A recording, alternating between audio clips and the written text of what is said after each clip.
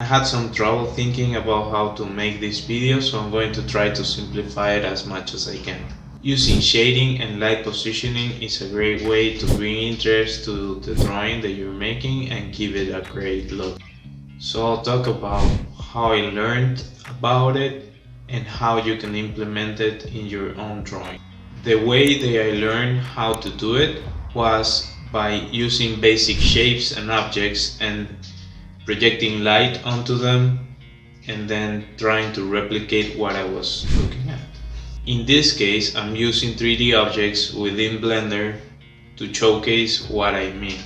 If you don't want to get into the 3D aspect of it, feel free to skip ahead. I'll leave the timestamp here so you can go to that part of the video. I've also added a link where you can download the actual file that I made using all these objects and lights, and for you to also be able to check it out and use. The good thing is that Blender is a free software. It's really robust. You might have heard that it's completely free from all over the internet, and yeah, it's really useful. The only issue I had was that I'm used to Maya, so finding my way around it took a little bit of time, but all 3D softwares are kind of similar, so at some point you're gonna understand where everything is.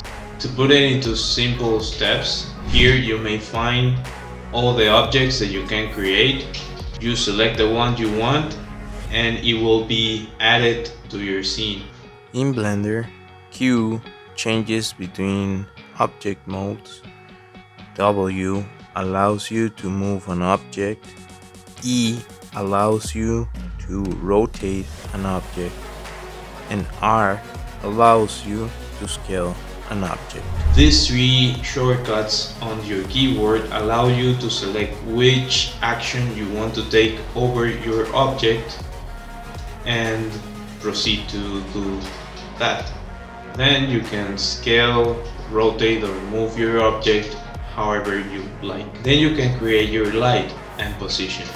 If you hit here, you can see how the light is affecting the objects. And if you hit here, you may modify the intensity of the light. And then you're good to go. You can use this as a reference for your drawing. Feel free to position your light and objects however you like. Now that you have that, you can aim to draw what you see. Create your shapes, and if you need a reference point for the light, make a mark on your paper so you see where the light should be hitting from. Then try to project the shadows according to the position of the light, trying to replicate what you see on the reference.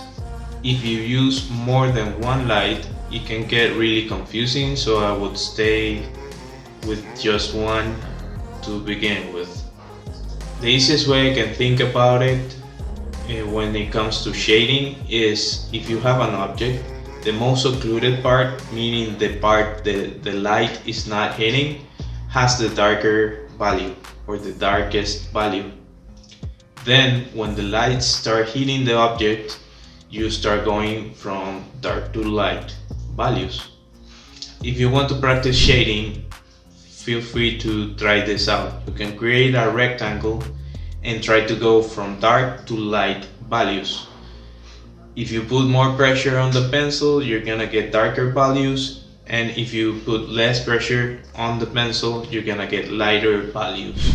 Ideally, if you play around with everything I just mentioned, you should get something like this. Feel free to try it and let me know in the comments. If you would like to support this channel, feel free to go to the links on the description of this video where you can find links to my illustrated deck of cards or to my Redbubble shop where you can find merch with my artwork on it. I hope this video was helpful for you. Thanks for watching. See you next time. Bye.